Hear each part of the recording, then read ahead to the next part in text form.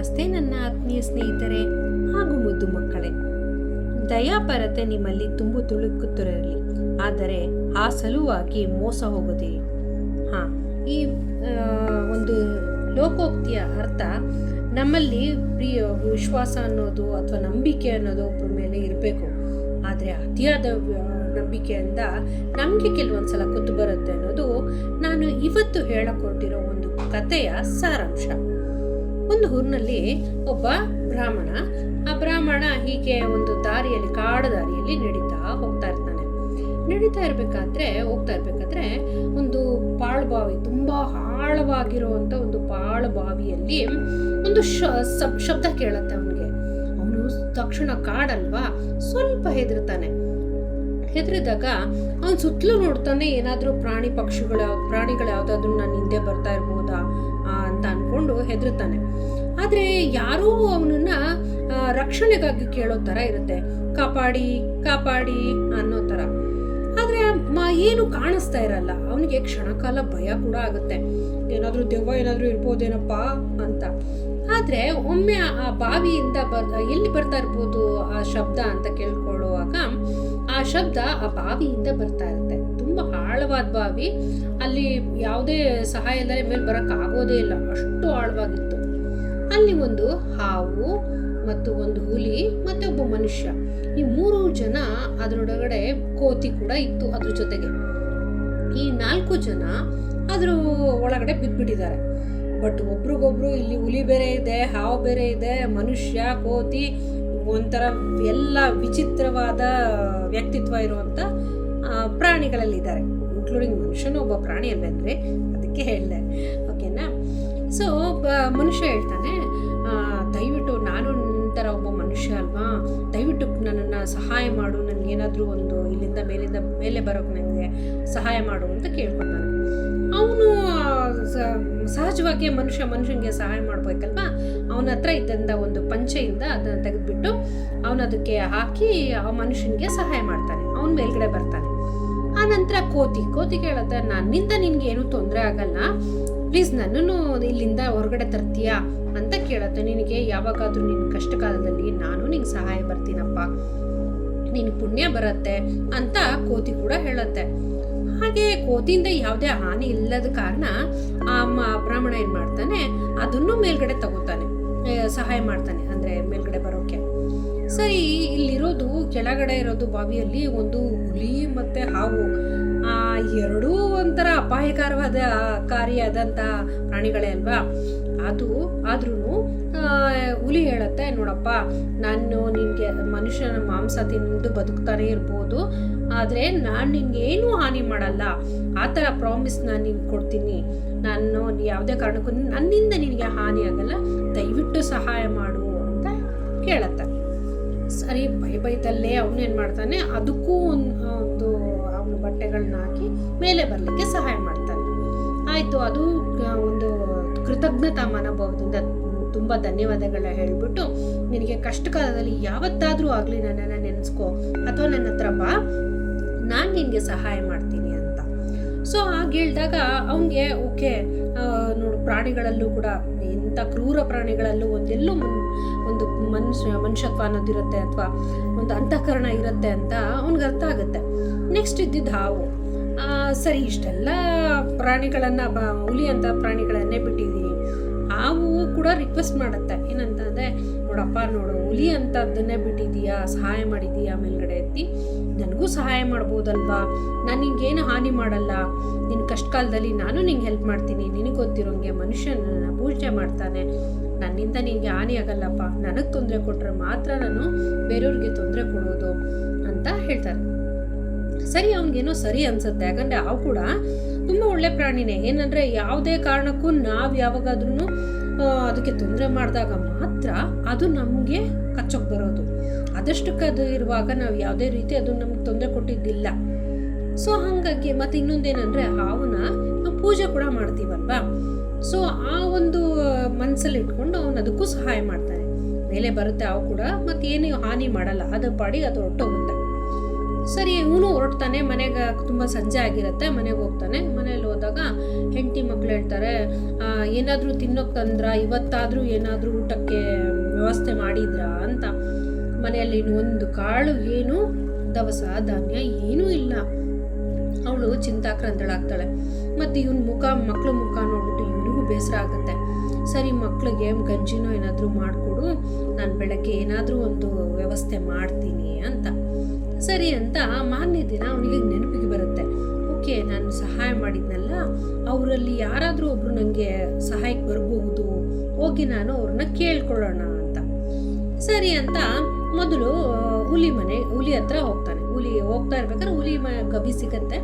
ಅಲ್ಲಿ ಸಿಕ್ಕಿದಾಗ ಹುಲಿ ಹತ್ರ ಕೇಳ್ತಾನೆ, ಏನಾದರೂ ಸಹಾಯ ಮಾಡ್ಬೋದಾ ಅಂತ ಕೇಳಿದಾಗ ಹುಲಿ ಹೇಳುತ್ತೆ, ನೋಡಪ್ಪ, ನನ್ನ ಹತ್ರ ಸಹಾಯ ಮಾಡೋಕ್ಕೆ ಅಂತ ಇರೋದು, ನನಗೆ ಏನಾದರೂ ದಾಳಿ ಮಾಡಿದಾಗ ಅಲ್ಲಿ ಇಲ್ಲಿ ಸಿಕ್ಕಿರೋ ಸ್ವಲ್ಪ ನನ್ನ ಹತ್ರ ಒಡವೆಗಳಿದೆ, ಅದನ್ನೆಲ್ಲ ನೀನು ತಗೊಂಡೋಗ್ಬೋದು, ಆಭರಣಗಳಿದೆ ನನ್ನ ಹತ್ರ, ತಗೊಂಡೋಗಿ ನೀನು ಅದನ್ನು ಮಾರ್ಕೊಂಡು ನೀನು ಅದರಲ್ಲಿ ಊಟದ ವ್ಯವಸ್ಥೆ ಮಾಡ್ಕೋಬಹುದು ಅಂತ ಹೇಳ್ತು. ಆಮೇಲೆ ಸರಿ ಅಂತ ಅದಾದಮೇಲೆ ಸ್ವಲ್ಪ ಮುಂದೆ ಹೋದ. ಅವ್ನಿಗೆ ಅನ್ನಿಸ್ತು ಎಲ್ಲ ವ್ಯವಸ್ಥೆ ಆಯ್ತು, ಇದು ಆಯ್ತಲ್ಲ, ಖುಷಿ ಆಯ್ತು ಅವನಿಗೆ. ಸರಿ ಅಂತ ಸ್ವಲ್ಪ ದೂರ ಮುಂದೆ ಹೋದಾಗ ಕೋತಿ ಜ್ಞಾಪಕ ಬಂತು. ಸರಿ ಅಂತ ಅಂದ್ಬಿಟ್ಟು ಕೋತಿ ಹತ್ರ ಹೋದಾಗ ಕೋತಿ ಹೇಳ್ತು, ತಾನು ಸಂಗ್ರಹ ಮಾಡಿದ್ದಂಥ ಹಣ್ಣು ಹಂಪಲುಗಳು ಎಲ್ಲದನ್ನು ಕೊಡ್ತು, ತಗೋ, ನಿನಗೆ ಸಹಾಯ ಆಗುತ್ತೆ, ಇವತ್ತಿನ ದಿನಕ್ಕೆ ನಿನಗೆ ಮಕ್ಕಳಿಗೆ ಊಟಕ್ಕೆ ವ್ಯವಸ್ಥೆ ಆಗುತ್ತೆ, ತೊಗೊಂಡೋಗು ಅಂತ. ಸರಿ, ಅವನಿಗೆ ಆಗೋಷ್ಟು ಹಣ್ಣುಗಳು ಸಿಕ್ತು. ಸರಿ, ಅಲ್ಲಿಂದ ಹೊರಟ. ಆಲ್ರೆಡಿ ತುಂಬ ಸಂಜೆ ಆಗಿತ್ತು. ಇನ್ನು ಮುಂದೆ ಸಾಗೋಕ್ಕಾಗಲ್ಲ, ಯಾಕಂದರೆ ಆಗಿನ ಕಾಲದಲ್ಲೆಲ್ಲ ಯಾವುದೇ ಗಾಡಿ ಇರಲಿಲ್ಲ, ಕಾರ್ ಇರಲಿಲ್ಲ, ನಡ್ಕೊಂಡೇ ಓಡಾಡಬೇಕಿತ್ತಲ್ವಾ. ಸಂಜೆ ಆಯಿತು. ಸಂಜೆ ಆದಮೇಲೆ ಪ್ರಯಾಣ ಮಾಡೋದಷ್ಟು ಸರಿ ಹೋಗಲ್ಲ ಅಂದ್ಬಿಟ್ಟು ಅವನೇನು ಮಾಡ್ದ, ಮನುಷ್ಯನ ಸಹಾಯ ತೊಗೊಂಡ. ಮನುಷ್ಯನಿಗೆ ಜ್ಞಾಪಕ ಬಂತು, ಅವನೊಬ್ಬ ಇನ್ನೊಬ್ಬನಿಗೆ ಮನುಷ್ಯನ ಸಹಾಯ ಮಾಡಿದ್ನಲ್ಲ, ಅವನ ನೆನಪು ಬಂತು. ಸರಿ ಅಂತ ಅವನ ಹತ್ರ ಹೋದ. ಅವ್ರ ಮನೆಯಲ್ಲಿ ಹೋಗಿ ಉಳ್ಕೊಳ್ಳೋಣ, ಕೇಳೋಣ ಅಂತ ಅಂದ್ಬಿಟ್ಟು. ಸರಿ ಅಂತ ಕೇಳೋಕ್ಕೆ ಅಂತ ಹೋದಾಗ, ಆಯಿತು ಉಳ್ಕೋ ನಾನು ಅಂತ ಅಂದ್ಬಿಟ್ಟು ನನಗೆ ಏನೋ ಬೇಕೋ ಬೇಡೋ ಅನ್ನಂಗೆ ಸಹಾಯ ಮಾಡ್ದ, ಉಳ್ಕೊಳ್ಳೋಕ್ಕೆ ಅವಕಾಶ ಮಾಡಿಕೊಟ್ಟ. ಆ ನಂತರ ಊಟ ಎಲ್ಲ ಮಾಡಿ ಒಂದು ಸ್ವಲ್ಪ ಹೊತ್ತಾದ್ಮೇಲೆ ಇವನು ಪಾಪ ಒಳ್ಳೆಯವನಲ್ವ, ಇವನನ್ನು ತಿಳ್ಕೊಂಡ, ತನ್ನ ಎದುರುಗಡೆ ಇರೋ ಮನುಷ್ಯನು ಒಳ್ಳೆಯವನೇ ಅಂತ ತಿಳ್ಕೊಂಡು ಏನು ನನಗೆ ಹಾನಿ ಆಗಲ್ಲ ಅಂದ್ಬಿಟ್ಟು ಅವನೇನು ಮಾಡ್ದ, ಹೇಳ್ದ, ಈ ಥರ ನೋಡು, ನಾನು ಅವತ್ತು ಹುಲಿಗೆ ಸಹಾಯ ಮಾಡಿದ್ನಲ್ಲ, ಆ ಹುಲಿ ಕೂಡ ನನಗೆ ಈ ಥರ ಆಭರಣಗಳನ್ನ ಕೊಟ್ಟಿದೆ, ನನಗಿದನ್ನು ಮಾರೋದಕ್ಕೆ ಸಹಾಯ ಮಾಡ್ತೀಯಾ ಅಂತ. ಇವನು ಆ ಆಭರಣಗಳನ್ನ ನೋಡ್ತಿದ್ದಂಗೆ ಇವನಿಗೆ ಬುದ್ಧಿನೇ ಬದಲಾಯಿತು. ಹಣ ಕಂಡ್ರೆ ಹೆಣಾನೋ ಬಾಯಿ ಬಿಡುತ್ತೆ ಅಂತ ಕೇಳಿದ್ದೀರಲ್ವ ರೀ ಸ್ನೇಹಿತರೆ, ಹಾಗೆ ಇವನಿಗೂ ಕೂಡ ಸ್ವಲ್ಪ ಬುದ್ಧಿ ಕೆಡ್ತು.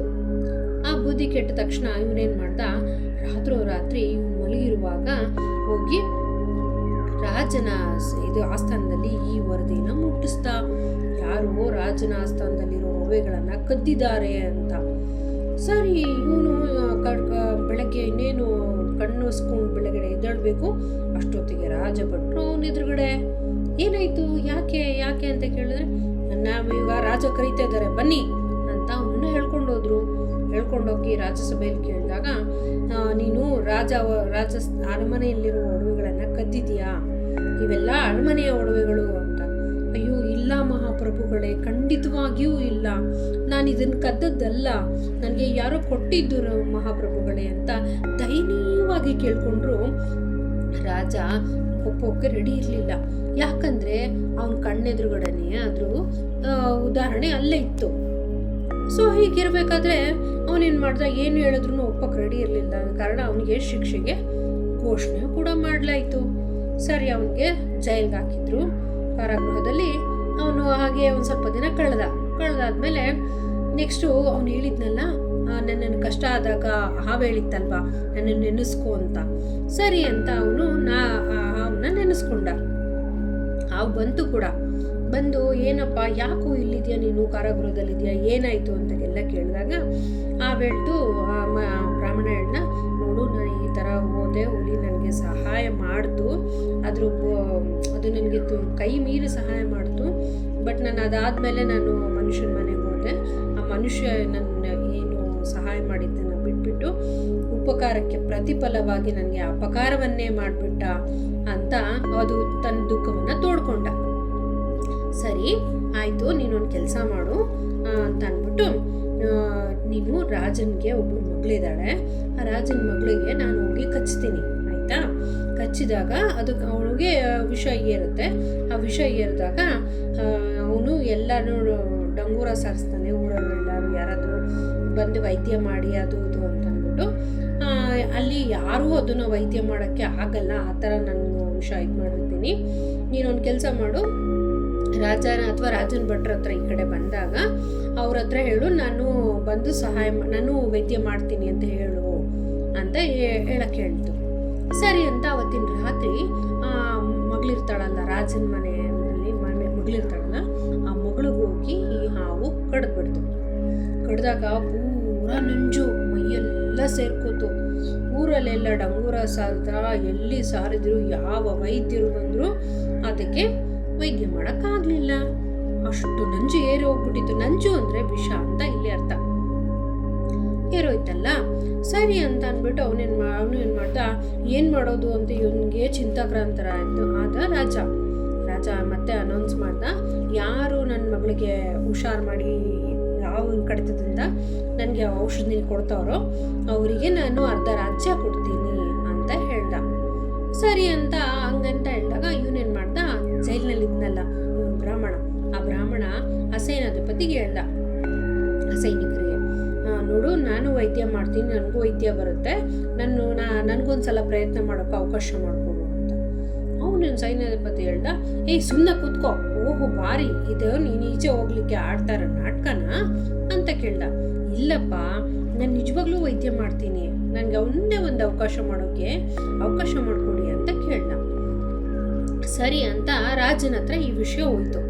ಸರಿ ನೋಡೇ ಬಿಡೋಣ, ಅವನ ಹತ್ರನೂ ಸಹಾಯ ತಗೊಳ್ಳೋ, ಅವನ ಹತ್ರನೂ ವೈದ್ಯ ಮಾಡಿಸೋಣ, ಅಕಸ್ಮಾತ್ ಆಗಲಿಲ್ಲ ಅಂದರೆ ನಿನ್ನನ್ನು ಆನೆ ಕಾಲ ಅಡಿಯಲ್ಲಿ ತುಳಿಸಿ ಸಾಯಿಸ್ಬಿಡ್ತೀವಿ ಅಂತ ಹೇಳಾಯ್ತು. ಸ್ವಲ್ಪ ಭಯದಲ್ಲೇ ಬ್ರಾಹ್ಮಣ ಹೇಳ್ದ, ಇಲ್ಲ ಮಹಾಪ್ರಭುಗಳೇ, ನಾನು ಆ ಥರ ಸುಳ್ಳು ಹೇಳಲ್ಲ ಅಂತ. ಸರಿ ಅಂತ ಅವ್ರ ಮನೆ ಕರ್ಕೊಂಡು ಹೋದ್ರು. ಅಲ್ಲಿ ಅರಮನೆ ಕರ್ಕೊಂಡು ಹೋದಾಗ ಅರಮನೆಯಲ್ಲಿ ನೀವೆಲ್ಲ ಈಚೆ ಇರಬೇಕು, ಯಾರು ಇರ್ಕೂಡ್ದು ನಾನು ವೈದ್ಯ ಮಾಡಬೇಕಾದ್ರೆ ಅಂತ ಆ ಬ್ರಾಹ್ಮಣ ಹೇಳ್ದ.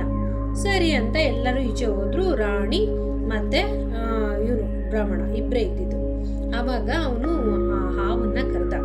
ಆ ಹಾವು ಏನು ಮಾಡ್ತು, ಬಂದ್ಬಿಟ್ಟು ತನ್ನ ಏನು ವಿಷಾನ ಇದು ಮಾಡಿದ್ದು ಅದನ್ನೆಲ್ಲನೂ ತನ್ನ ಶಕ್ತಿಯಿಂದ ವಾಪಸ್ಸು ಇದು ಮಾಡ್ಕೊಳ್ತು, ಹೀರ್ಕೊಂಡಾಗ ಅವಳು ಮಾಮೂಲಿ ಎದ್ದು ಮಾತಾಡೋಕ್ಕೆ ಆದ್ಲು. ಆಮೇಲೆ ಸರಿ ಅಂತ ಆಮೇಲೆ ಈಚೆ ಬಂದ್ಬಿಟ್ಟು ಬ್ರಾಹ್ಮಣ ಹೇಳ್ದ, ಸರಿ ಹೋದ್ಲು ಯುವರಾಣಿ, ನೀವು ಅವಳಿಗೆ ಬೇರೆ ಏನಾದ್ರು ತಿನ್ನ ಕೊಡ್ಬೋದು, ಎದ್ದಿದ್ದಾಳೆ, ಆರಾಮಾಗಿದ್ದಾಳೆ ಇವಾಗ ಅಂತ. ಅದನ್ನ ನೋಡಿ ರಾಜ ಏನು ಮಾಡ್ದ, ಅವನಿಗೆ ಅರ್ಧ ರಾಜ್ಯನೂ ಕೊಟ್ಟು ನಾನು ಮಾಡಿ ಏನಾಯ್ತು ಅಂತ ಎಲ್ಲ ಒಳಗಿನ ರಹಸ್ಯಗಳನ್ನೆಲ್ಲ ತಿಳ್ಕೊಂಡಾಗ ಗೊತ್ತಾಯ್ತು ಇವನ್ದೇನು ತಪ್ಪಿರಲಿಲ್ಲ.